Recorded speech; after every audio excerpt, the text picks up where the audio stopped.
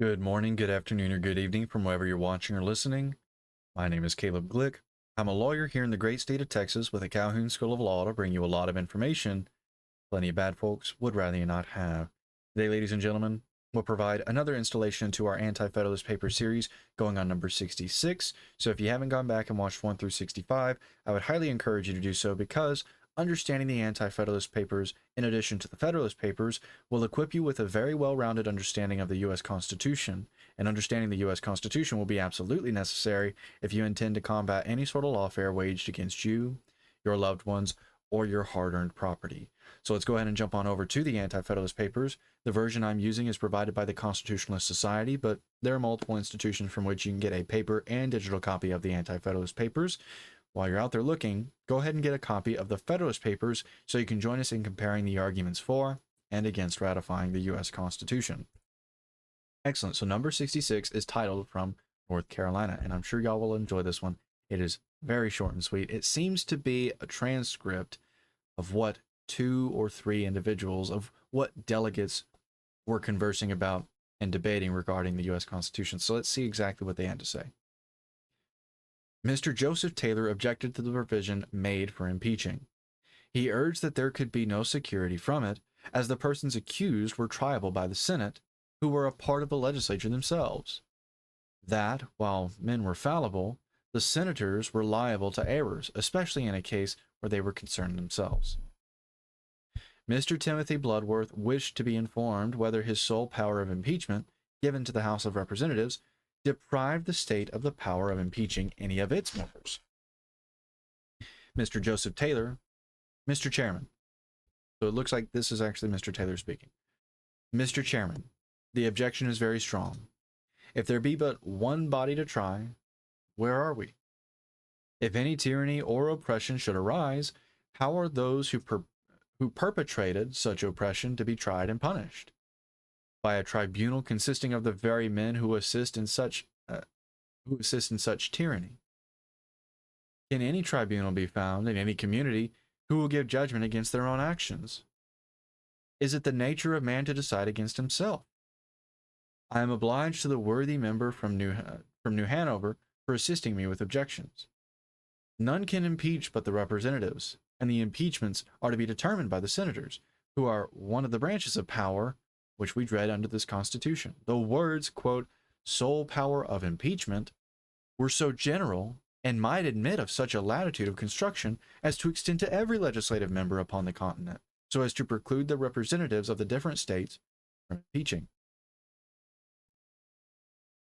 Mr. William Porter wished to be informed if every officer who was a creature of that Constitution was to be tried by the Senate, whether such officers and those who had complaints against them were to go from the extreme parts of the continent to the seat of government to adjust disputes. So it looks like we have another quote from Taylor, Mr. Taylor. That's who was speaking earlier, correct? Yes, Joseph Taylor, J. Taylor. So, Mr. Taylor speaks again. Mr. Chairman, I conceive that, if this Constitution be adopted, we shall have a large number of officers in North Carolina under the appointment of Congress. We shall undoubtedly, for instance, have a great number of tax gatherers. If any of these officers shall do wrong, when we come to fundamental principles, we find that we have no way to punish them but by going to Congress at an immense distance, whither we must carry our witnesses. Every gentleman must see in these cases that oppressions will arise. I conceive that they cannot be tried elsewhere. I consider that the Constitution will be explained by the word sole. If they did not mean to retain a general power of impeaching, there was no occasion for saying the sole power. I consider, therefore, that oppressions will arise. If I am oppressed, I must go to the House of Representatives to complain. I consider that when mankind are about to part with rights, they ought only to part with those rights which they can with convenience relinquish, and not such as must involve them in distresses. I observe that when these great men are met in Congress, in consequence of this power, they will have the power of appointing all the officers of the United States. My experience in life shows me that the friends of the members of the legislature will get the offices. These senators and members of the House of Representatives will appoint their friends to all offices. That one came true.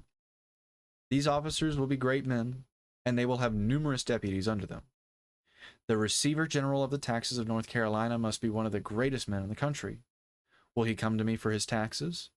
No. He will send his deputy, who will have special instructions to oppress me. How am I to be redressed? I shall be told that I must go to Congress to get him impeached. This being the case, whom am I to impeach? A friend of the representatives of North Carolina. For, unhappily for us, these men will have too much weight for us. They will have friends in the government who will be inclined against us, and thus we may be oppressed with impunity. I was not kidding when I said it was very short, but that was all that was said. Quite a poignant message. So if you do have any questions about what was said in number 66, maybe questions about what was said in the preceding papers, or a topic you'd like me to cover in a future lecture, go ahead and post them down in the comments, because the entire purpose of the Calhoun School of Law is to provide you with the necessary skills and information to combat any sort of lawfare that will be waged against you, your loved ones, or your hard-earned property. So please, if you have any questions, go ahead and post them down in the comments.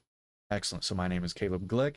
I'm a lawyer here in the great state of Texas with the Calhoun School of Law to bring you a lot of information that plenty of bad folks would rather you not have.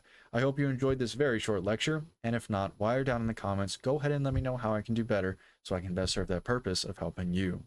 I hope you'll have a wonderful day, and I'm not sure what the topic for the next lecture is going to be, but I'll do my best to make it as informative and entertaining as this one, if not more so. Regardless of the topic of the next lecture, until I see y'all then, I bid you all farewell.